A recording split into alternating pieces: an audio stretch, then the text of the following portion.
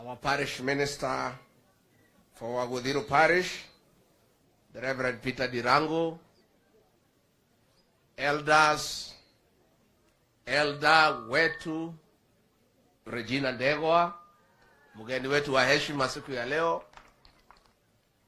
the CAC session, deacons, deaconesses, group leaders, akina mama wetu wa Women's Guild, PCMF, wakaaji wa Matanya na Laikipia yote. God is good and all the time. Ngai nĩ mwega na hĩndĩ ciothe. Ngeithia iciarĩra-inĩ. Mwathani agocwo. Mwathani agocwo rĩngĩ. Andũ atigithi mũrĩega. Happy New Year. Mũrĩ okuo andũ aitũ. No mwĩyũmĩtie. Ona kwaritũha. Ona mwaborwo kĩrĩa kĩ mũhuko. Ona mathĩna maingĩ ha. Na wathani wa maheni. Mũkeyũmia ki. Ona ni ndĩyũmĩtie wa kahĩti wa kairĩtu. Parish minister wetu, nataka niseme asanti kwa kutupatia nafasi kuja kwa sherehe service ya huyu Elder Regina ambaye amefanya kazi nyingi sana ya Mungu katika hii parish. And Elder Regina and your family, nataka nikupongeze kwa kujitolea kwa kazi ya Mungu, na Mungu atakubariki. And even as you retire, you are not tired. Uendelee kumtumikia Bwana na uendelee kusaidia kanisa yetu ya PCA. So I want to congratulate you for your distinguished service to our church and to Christians within this parish. Na nitwake na muno ni kuona kanya gauka gukugeithia na gukuhe kiheo na gukungwira utongoria waku, na tukwendere maisha mega na family yaku, no thie na mbere na gutungata Ngai witu na gutungata andu a district yaku na andu a parish ino na wira uria wothe ungeheo ni mutungatiri. Our preacher of the day, Reverend, asante sana, na watu waka muno, watu nyitia bureki cia ngoro, ni twagwa kiugo kiega na twega, tukuinuka turiega, twina hinya gukirura tukire. Ni watu waka muno.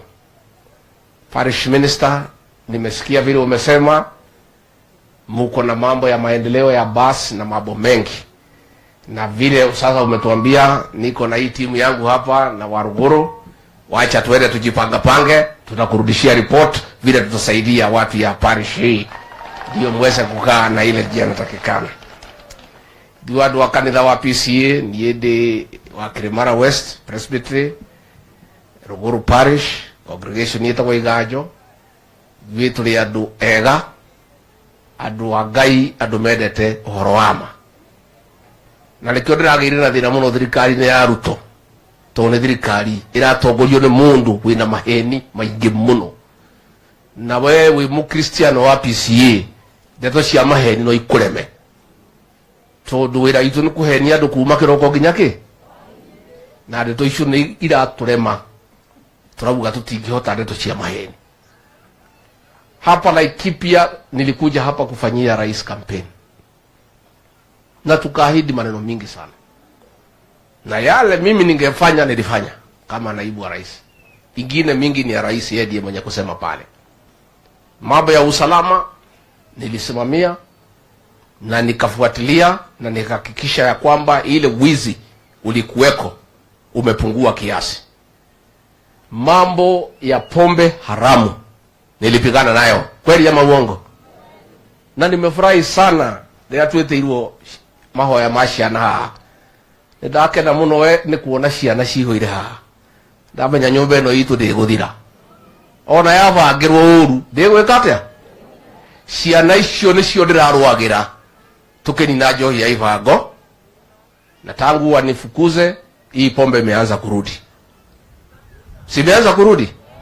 Na hii pombe nilikuwa nimepigana naye, lakini kwa sababu kuna watu wanataka vijana wetu wapotelee kwa pombe, hasa katika eneo la Mlima Kenya.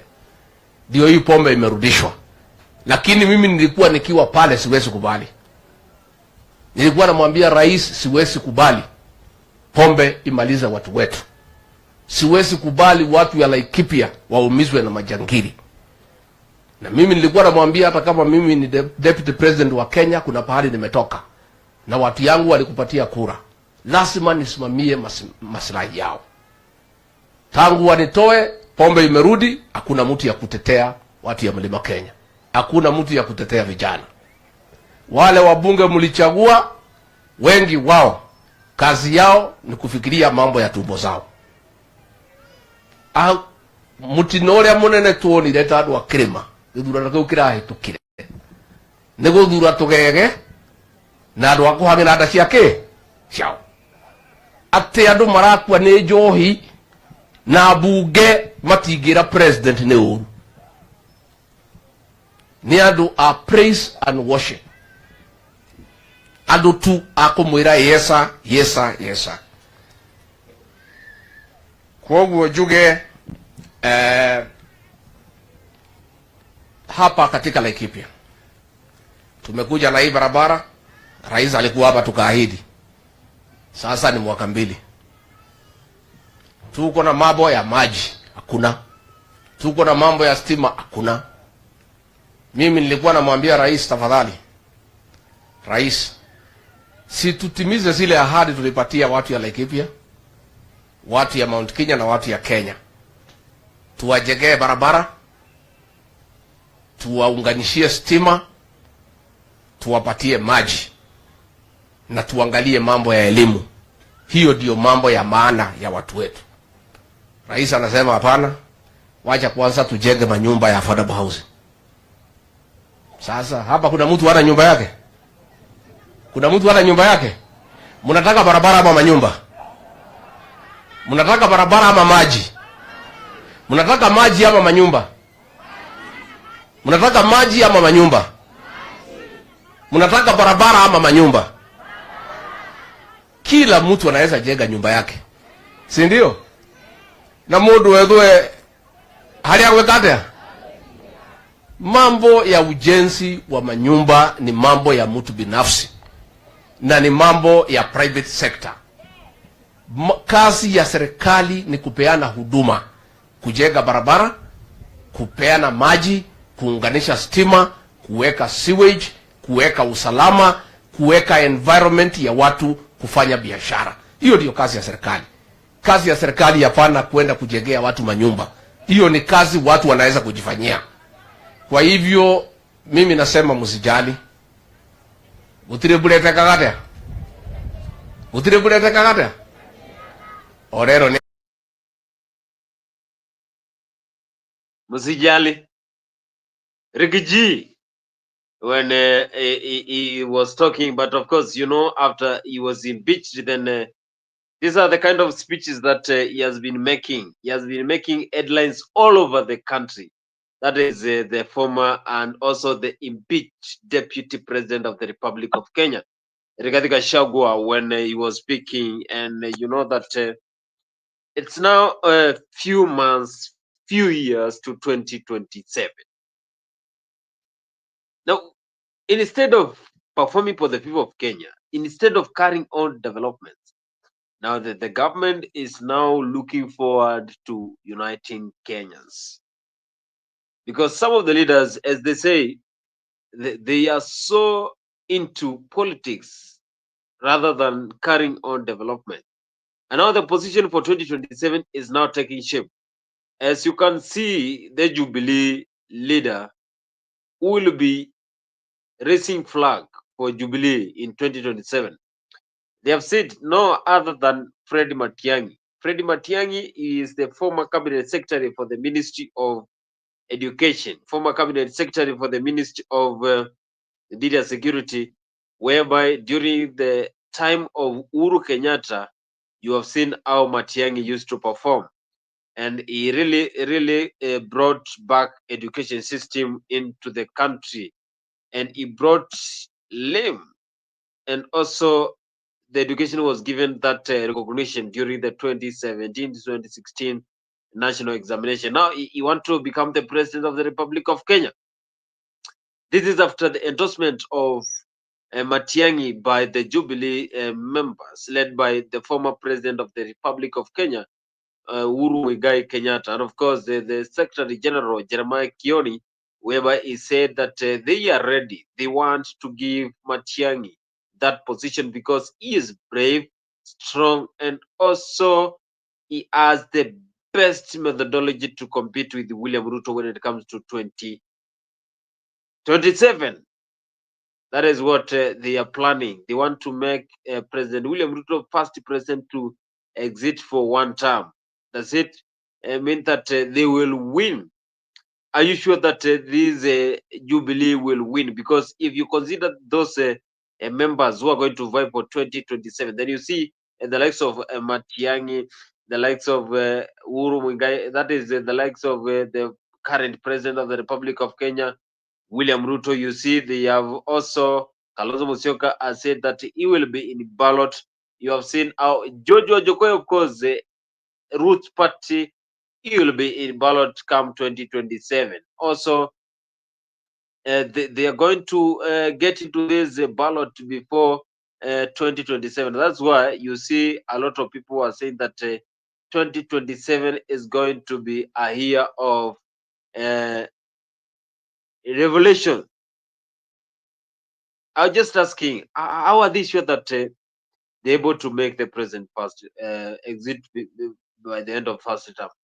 Because you have seen the deputy president, Kithure Kindiki, what he was saying, the haters who are saying that the president will serve for first term, then they should also focus with the development. They should make sure that the current developments in the Republic of Kenya. Why? A president, because he got into this, then he is the 50th president of the Republic of Kenya. Even if he just steps today, then he will have left that legacy. And also, Kithure Kindiki, he said that the president has performed very well, something that took the second president of the Republic of the third president of the Republic of Kenya, that is Mwai Kibaki, which took him 10 years. It took William Ruto only a first term to carry on those development. That just we are asking. Do you think that the same way you are saying that Kithure Kindiki is a yes or no person? Does it mean that Kithure Kindiki is also supporting the government? Also, we have seen the loyal followers, the likes of Oscar Sudi, saying that Gachagua was favored. Favored. Is it that Gachagua was favored? Just wondering how was Gachagua favored. But anyway, others, you're going to get them here in Africa 24. So you're following us for the first time. Do you remember? Do you believe that Matiang'I will make the president William Ruto to just go home for the first term? Because as you can see, he is the main contestant of this 2027. You know, they have Kalonzo. Kalonzo, you know, he is. They say he is weak, and he doesn't have that firm stand when it comes to saying what he wants.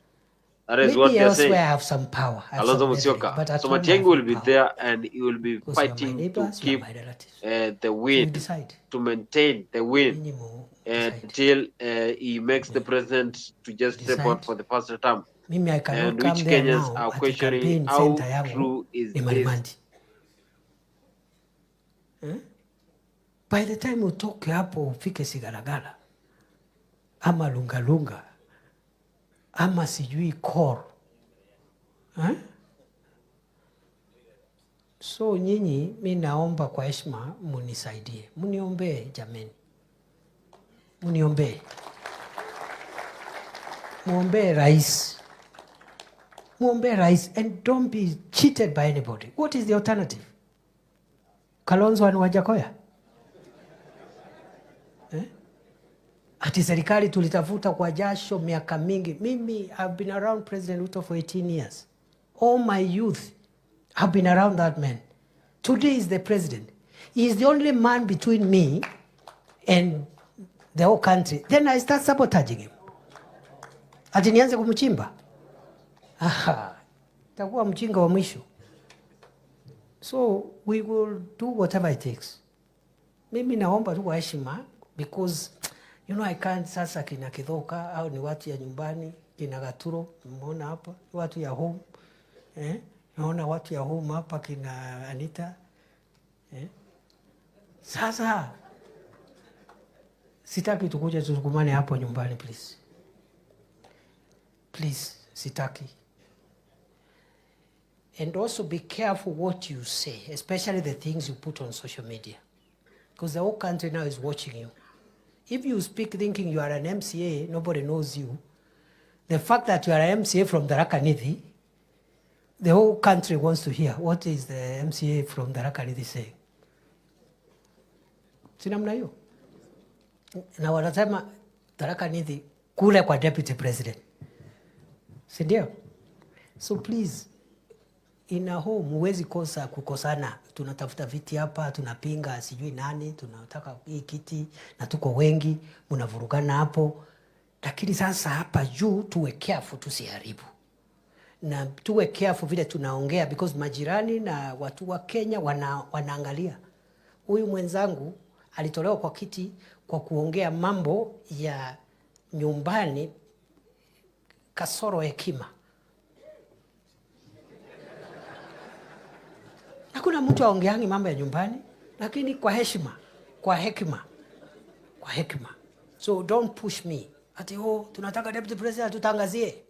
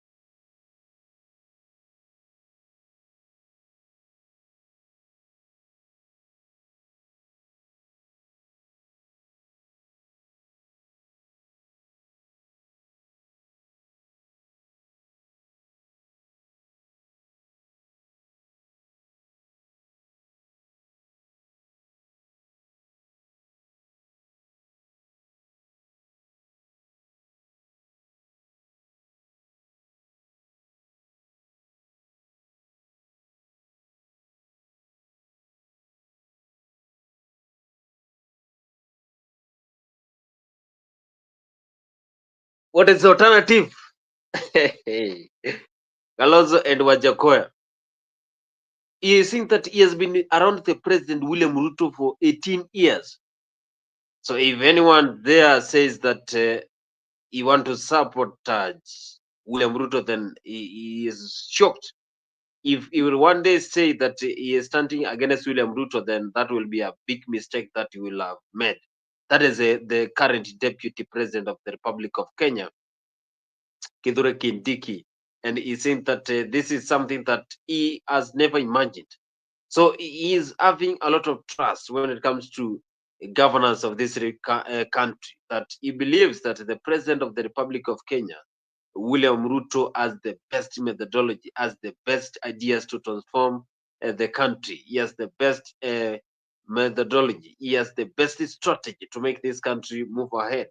That is what the deputy president is saying. Earlier, he had criticized members of the country who are saying that they don't believe that president will serve for first and second term. They want to make president move. That is Kithure Kindiki when he was speaking. Pronouncements, but Kibaki was very committed. In 2 years, President Kibaki became the most hated and the most unpopular person in Kenya. In 2005, 2 years after his election, the first time, 3 years, he brought a referendum. He was defeated in that referendum. You remember Banana Orange? He was defeated. He dissolved the entire cabinet. He was left with the old man. It's a Moody Award or something. Yeah. So what is happening around here is something that has happened before. And why President Kibaki and President Ruto? Ask yourself why. It is because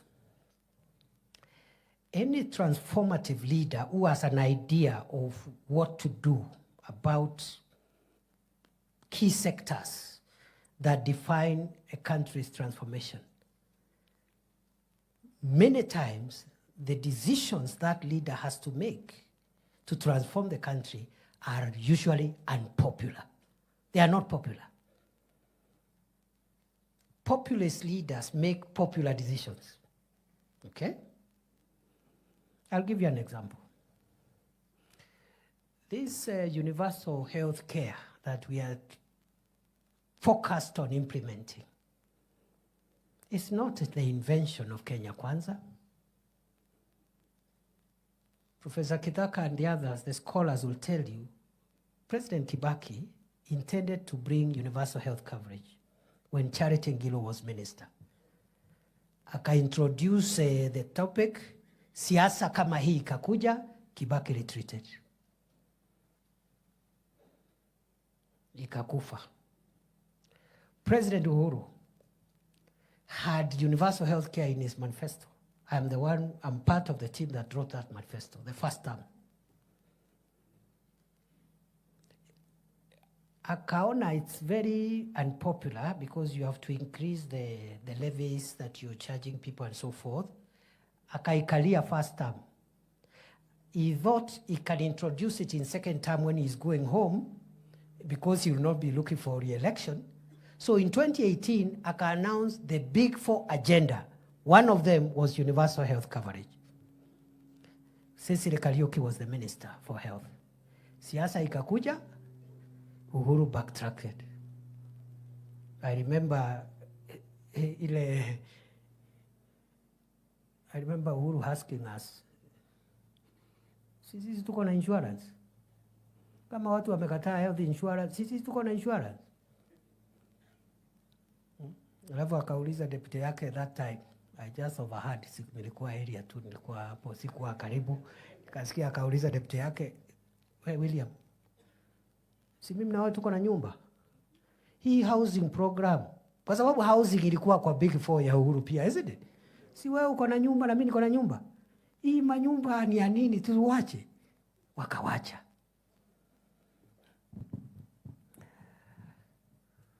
Brothers and sisters, I'll shortly tell you what housing and what a health insurance for every Kenyan means to the economy and to household incomes in a short while.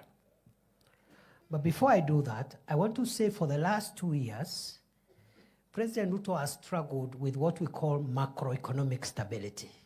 Macroeconomic stability means, for those who are not experts like myself, I'm not also an expert in the economy, but I have learned from the experts.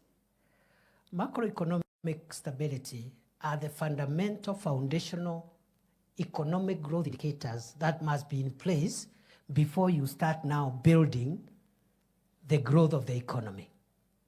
One indicator is the strength. Kithure Kindiki, when he was speaking today, defending President William Ruto, he was actually defending President William Ruto because from what you have heard, is 100% sure that he was defending the president. But now he is saying that he really believes that the president can change this country, because in 2018, when William Ruto and Uhuru Kenyatta had that conversation, they were talking and trying to change the situation of the country. And they had that housing bill, that they wanted to transform the slums in this country, that they wanted to transform the situation in this country. That is why he is saying that he remembers when Uhuru asked William Ruto, "Do you believe that we can change the situation of this country by doing this housing?" And then after some time, the housing was withdrawn. And now we are having, he is saying that the president has made sure that the housing has really caught up, and now it's upon the Kenyans to do what it deserves. That is Kithure Kindiki. It's upon the Kenyans to follow the guidelines of the government so that they can get those houses. He is also trying to compare the NHIF and the SHA. NHIF is the former health insurance company that we had. Now we have the SHA. We have shifted from NHIF to SHA, which has raised a lot of concerns from Kenya, which has raised issues, has raised problems to Kenyans. Now, in 2027, we have seen how Jeremiah Kioni and other leaders of Jubilee, they are saying that they are going to support, they are going to back Fred Matiangi for 2027 general election. You saw how Jeremiah Kioni and other leaders were brief enough to say that they believe in Matiang'i. For the first time in more than 2 years, we now have the list of those people registered as members of Jubilee Party and as held by the ORPP. And it is good for the members of Jubilee to know that our register has a total of 7,110,525 members who are on the list or on the register of ORPP ambao ni wa Jubilee.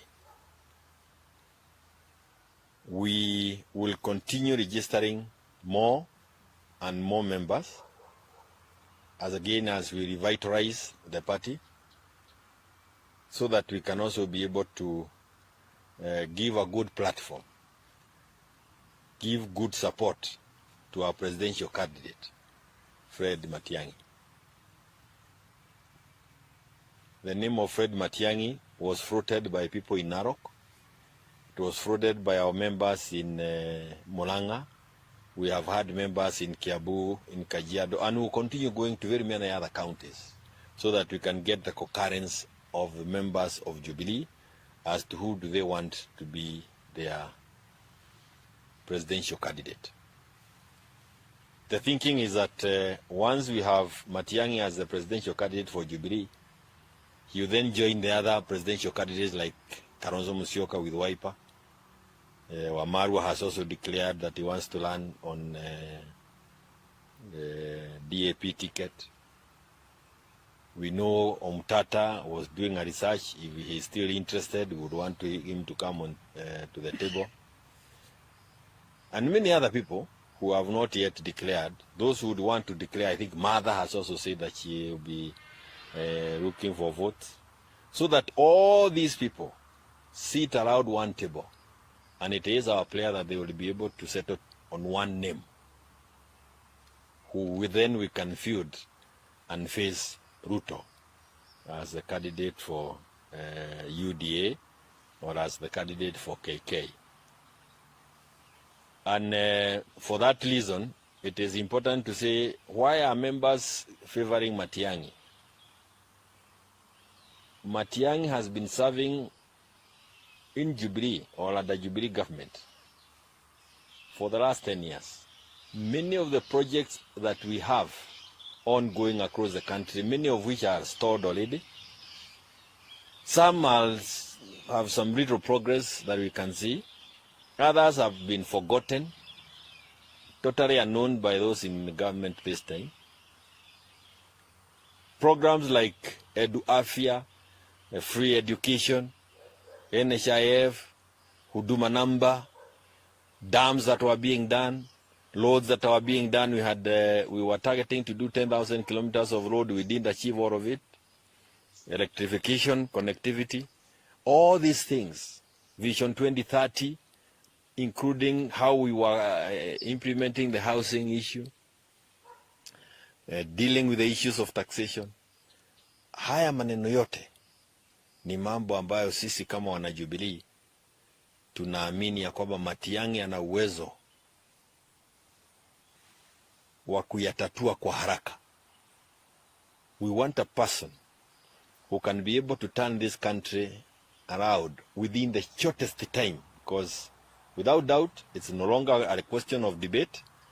William Ruto has put us in a lot of trouble in this country.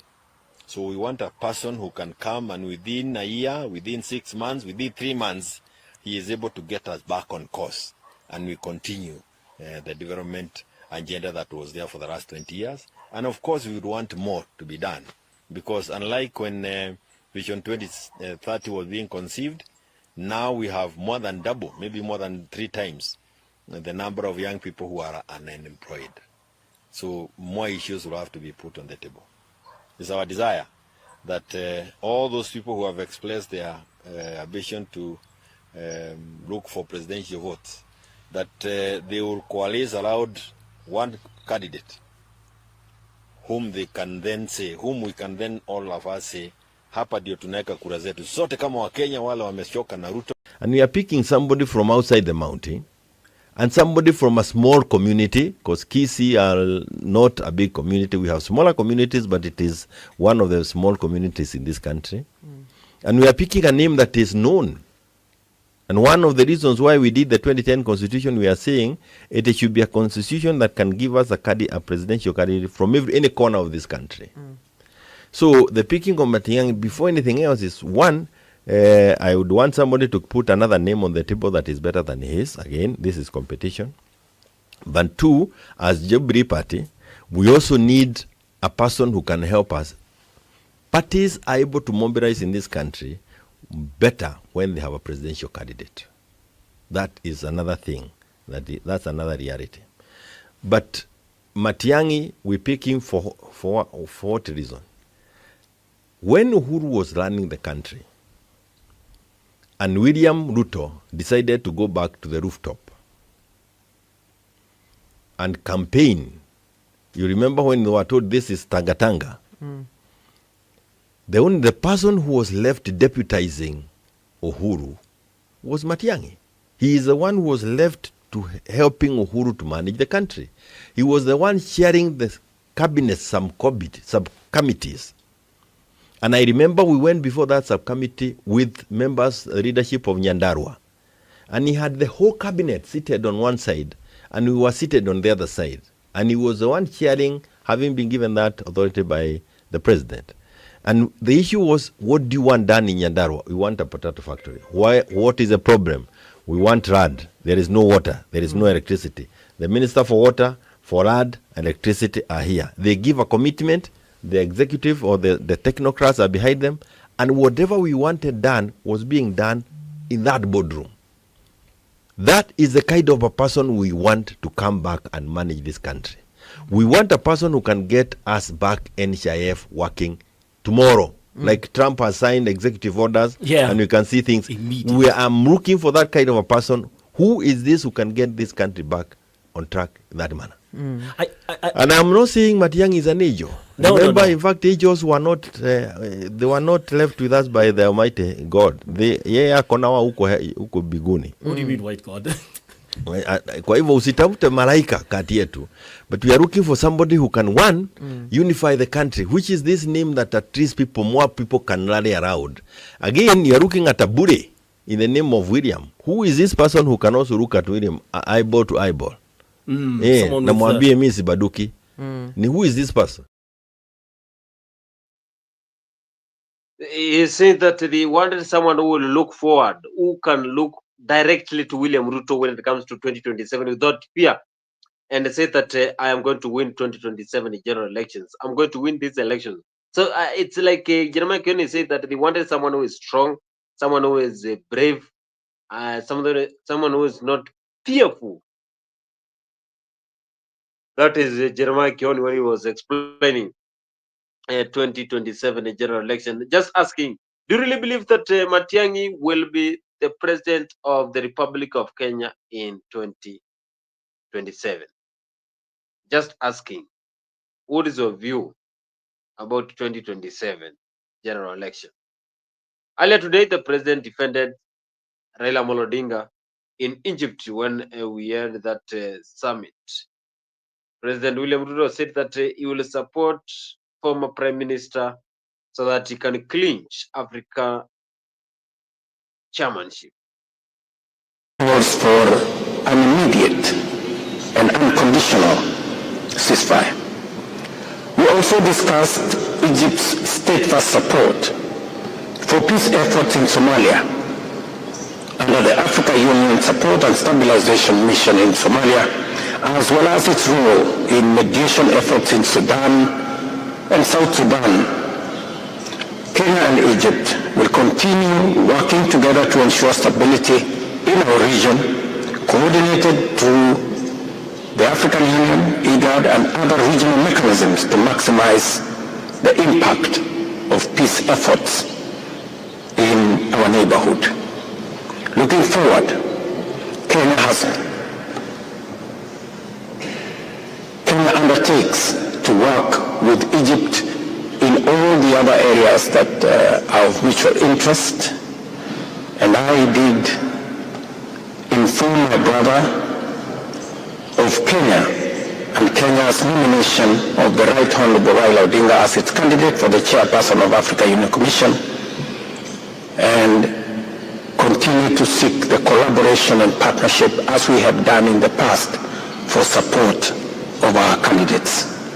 Further, need for urgent reforms within the African Union to make its structures more efficient and fit for purpose. And as a champion of Africa reform of our institution, its agencies and organs, I reported to my brother the progress that has been made and the interventions that are on the way, and that I will be presenting a comprehensive report on the reform of our institution to make it fit for purpose. As we all know, that our continent is slowly becoming the theater of terrorism and conflict. And unless and until we have a coherent, cohesive, and well thought out plan on how to deal with the challenges of conflict and terrorism, our continent will continue to suffer the weight of underdevelopment and no. We have to support Raila Amolo Odinga, the former Prime Minister of the Republic of Kenya, until he becomes the chairman of Africa. That is the president during the state visit in Cairo, Egypt. Today, when he was speaking to press there, he said that it is high time Kenyans and also anyone who is following this competition to support William Ruto and make sure that he will vote for Raila Amolo Odinga. Because if Raila Amolo Odinga does not win the African nation, that is African chairmanship, then you know that he will be back in the local politics. Something that is giving headache to the current government, but we all wait to see if the government will deliver. Does it mean that they are going to deliver only if they are given pressure? No. President is saying that he wants to make Raila Amolo Odinga to become the chairman of Africa, and also through this African nations chairmanship, the continent of Africa will be represented by Raila Amolo Odinga. Gachagua has been fighting very hard to stop the president from moving all of around. And there are two watu wawili, moja anaitwa Adil na mwingine anaitwa Jayesh.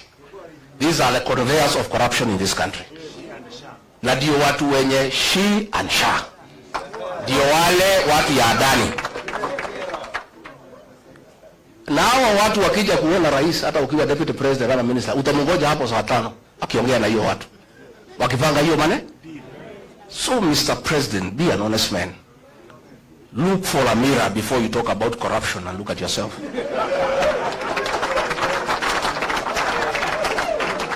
If you think the people of Kenya are very intelligent, regarding Gachagua has not been associated with any scandal in this country.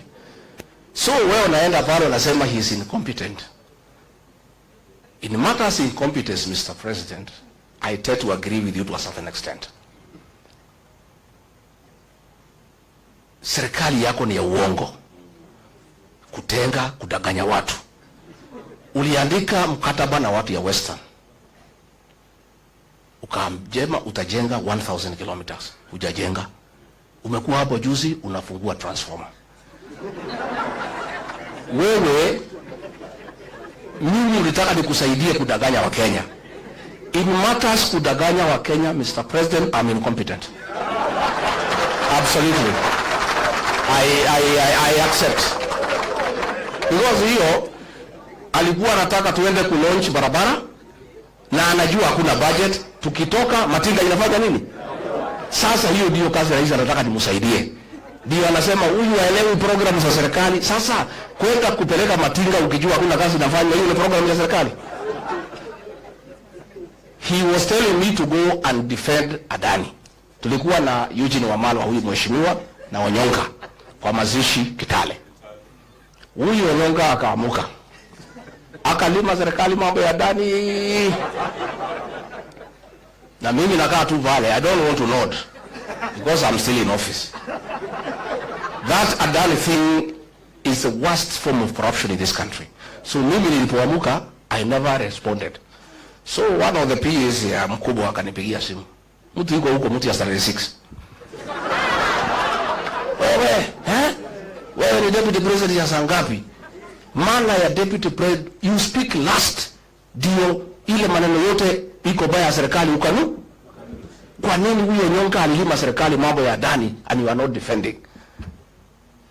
Nikamwambia I cannot answer you. Tell your boss to call me.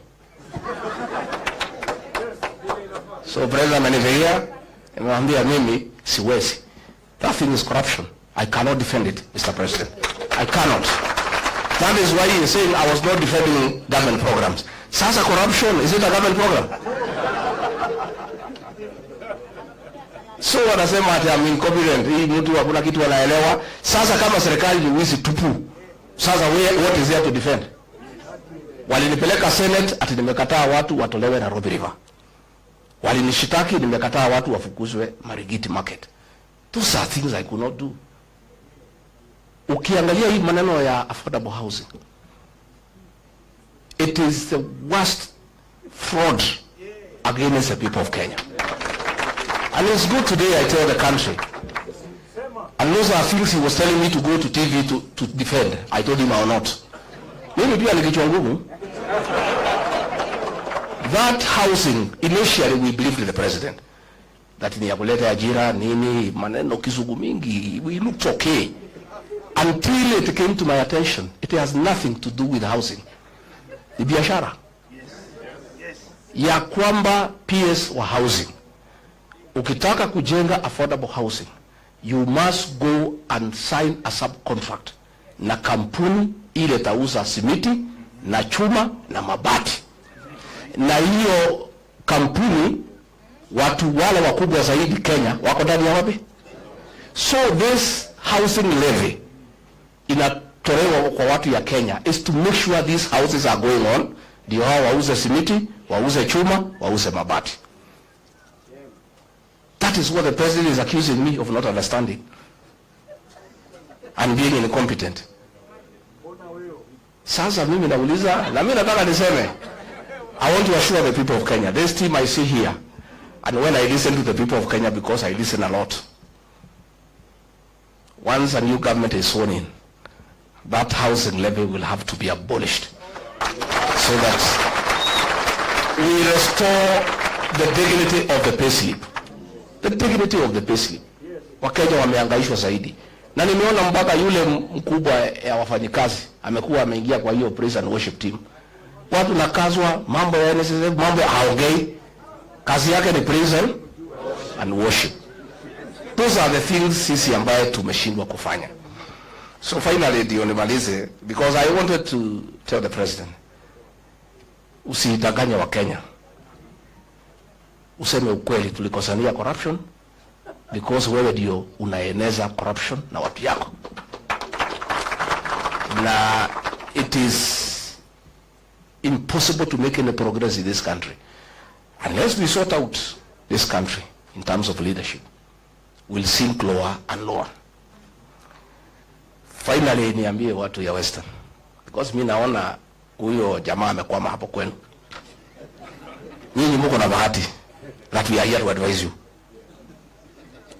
Alienda kwenu siku 6. Kwetu he was there 6 days out of 7 every week. Hakuna kanisa hajaingia. Hakuna barabara hajui kwa jina. Hakuna soko hajui kwa jina. And you would memorize, we are very impressed. Anataja barabara, Wakikuyu wanasema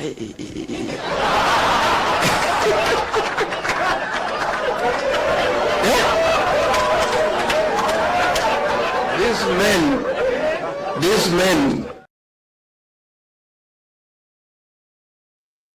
Gachagua trying to criticize the president after trying to please the Western people, because he remembers even during the 2022, whereby the president used to have sweet names that really changed the mindset of Kenyans.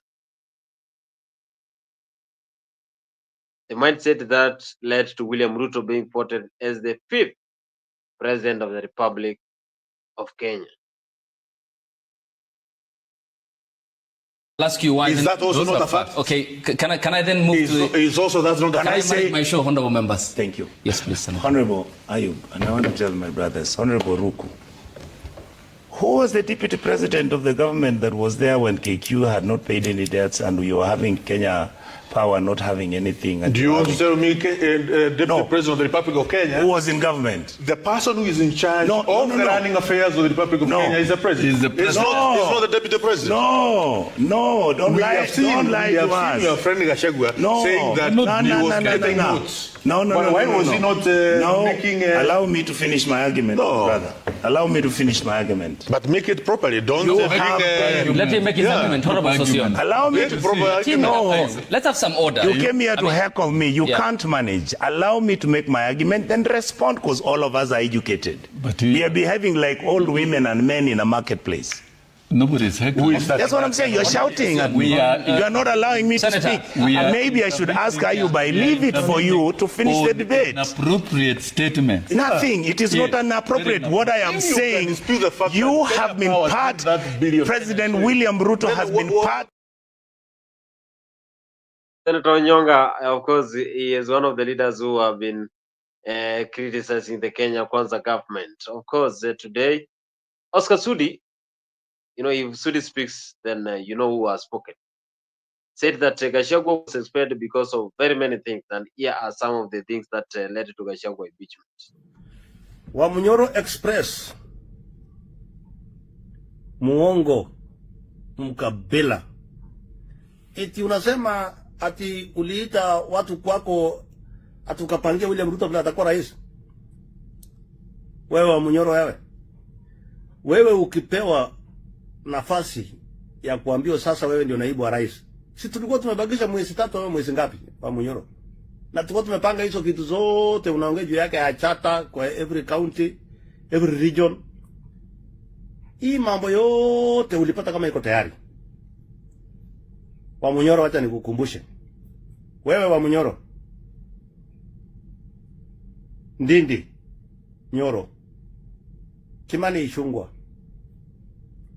Moses Kuria, Kabogo, Waiguru, Cecily Mbarire, Kithure Kindiki, mpaka kule akina Mithika Linturi, na wengi wao walikuwa wanafaa ama walikuwa wanatoshea. You have equal measures ya kuchaguliwa kama naibu wa rais.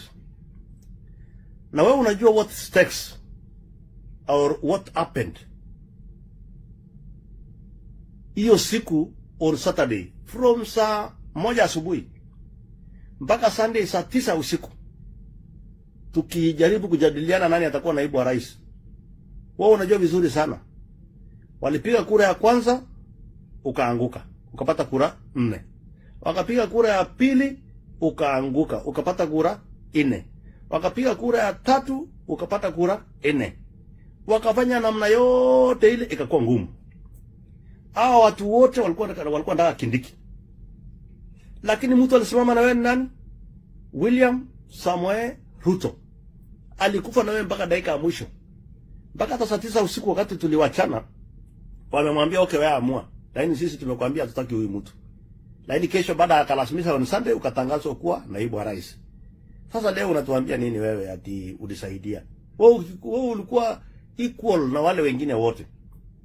Ukafika ukaanza ukora. Ile sukari mbaya ile ilitolewa Mombasa, nataka Wakenya wajue leo. Mtu alitoa hiyo sukari. Watu walifutwa KPA. Watu walifutwa KEBS. Watu Kenya wengi wadogo walifutwa kwa sababu ya wewe wa Munyoro kutoa sukari mbaya.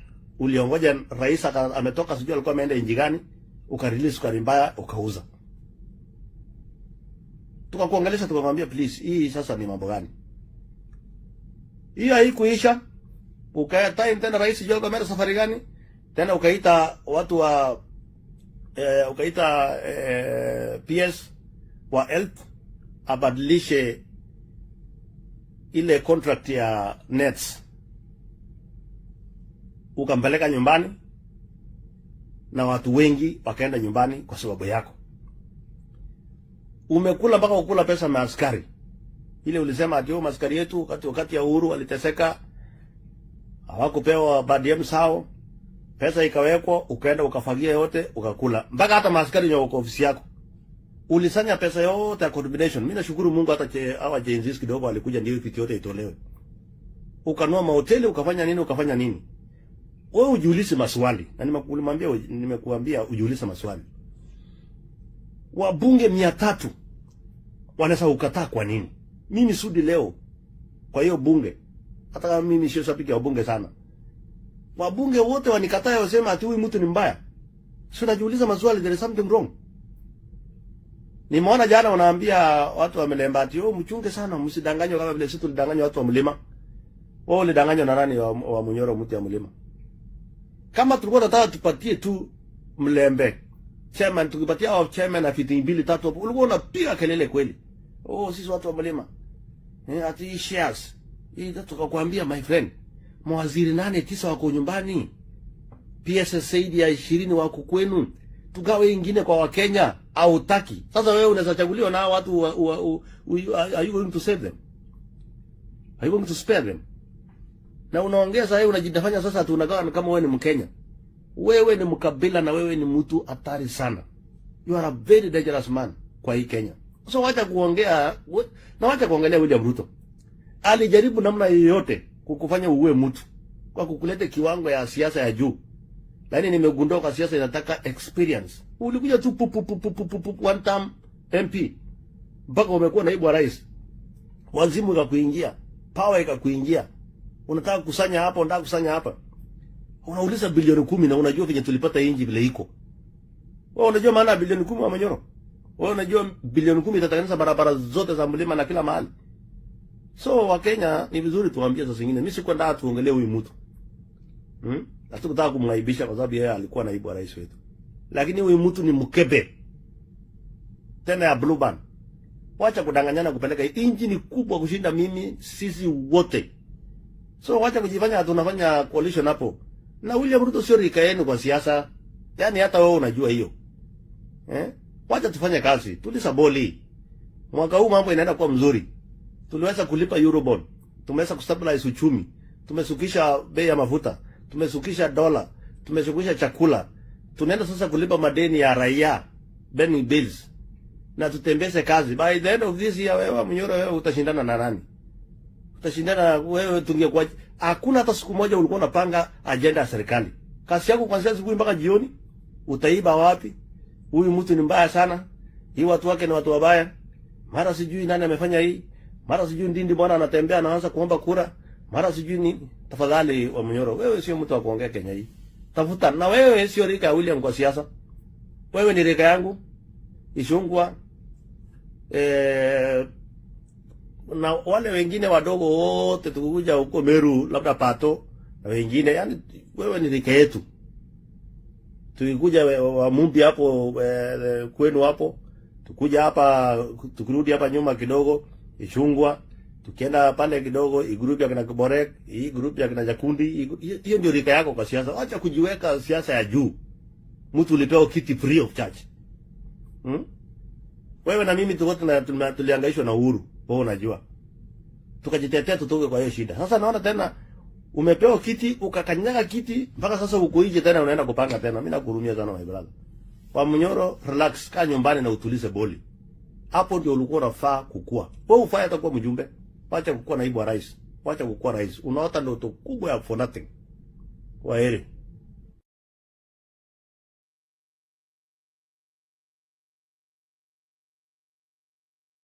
That is Oscar Sudi. Hey, that is a government spokesperson. Of course, what they are saying is that Oscar Sudi, whenever Oscar Sudi speaks, then you know that the government has spoken. So he said that he is aware that Gachagua was involved in scandals. And also trying to say that even before he was nominated to become the running mate of William Ruto, they had already arranged. That is what Oscar Sudi is saying. The plans were there. They had already arranged on 2027 general elections on who is going to be the next deputy president. They had already arranged. The plans were there. That is what Oscar Sudi is saying. And of course, they have been saying that whenever Oscar Sudi speaks, then you know that the president has spoken. Of course, the president has to make headlines before anyone else. But you know, the race for 2027 is up. The race for 2027 is still up. And Gachagua, he said that he will be in ballot. You go to Jeremiah Kioni, he said that Jubilee will be led by Fred Matiangi. Matiang'i, what's some in the comment section? Uhuru seems to be a very bitter man and very happy whenever the country is in a crisis. History will judge him as the most evil president we have ever had, unfortunately. Hey, that is awesome. Uhuru was cheering government of the US and freezing US and health to Africa. He seems to be excited. But fortunately, the government of the US has resided its earlier freeze. Let's see what it is. Of course, the former president today spoke. That is Uhuru Muigai Kenyatta. Being able to repurpose our resources to where they shall have the greatest impact on our population shall remain the biggest and most critical agenda for the African continent. Let us be ready and let us be prepared. Let us be self-reliant by ensuring that we deal with the challenges that we have in order for us to be able to free resources for where they are most needed. I saw some people the other day crying, oh, I don't know, Trump has removed money. He said he's not giving us any more money. Watu wanalia. Why are you crying? It's not your government, it's not your country.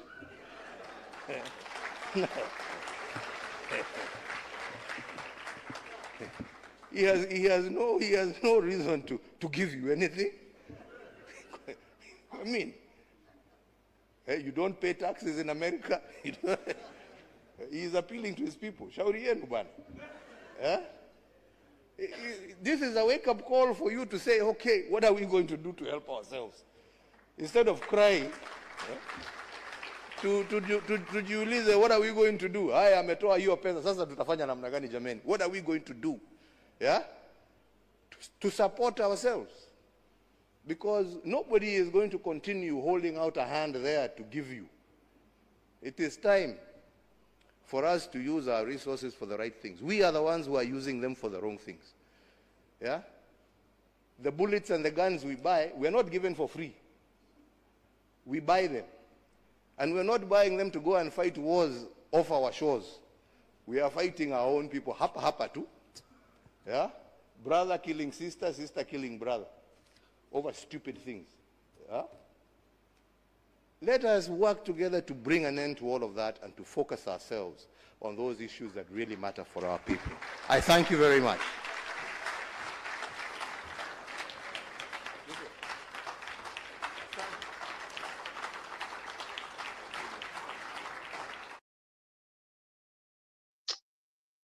That is the former president of the Republic of Kenya, Uhuru Kenyatta, when he was speaking and he was addressing the issue whereby after inauguration of the 47th president of the Republic of America, United States of America, that is Donald Trump, he has started working immediately, that is Trump, but number one, withdrawing America from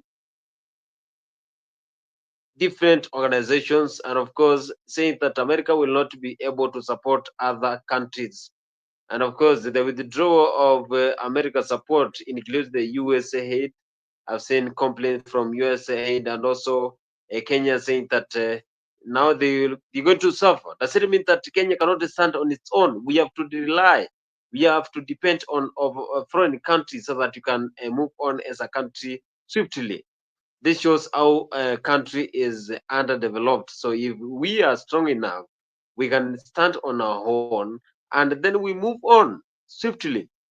So if you're complaining about the government of the United States, then you already know that we are very much behind. Because if we had the resources, does it mean that we don't have resources that we can convert them to money?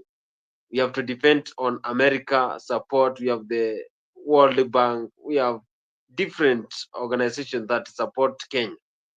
We are not that much poor, such that we cannot move on and carry on developments.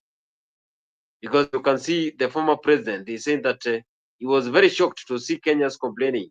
And some of the people saying that we are going to suffer after Donald Trump inaugurations. We also have seen how Kenyans in the United States are refilling some of other Kenyans who are in that state illegally. So a lot of people are saying that they are going to act accordingly so that they can change the situation of this country. But the question is, who is going to change this country? We have a lot of issues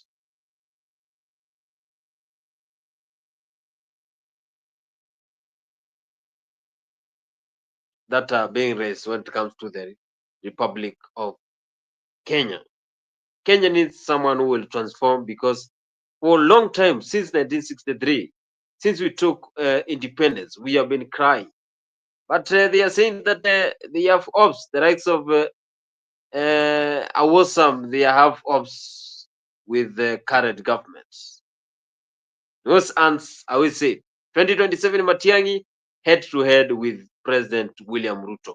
That is the only two areas that will be a big, will have that big competition. Tough. The competition is going to be very tough if Matiang'I is going to be in the ballot, because you know he really shaped away when he had those two ministries during Uhuru Kenyatta regime.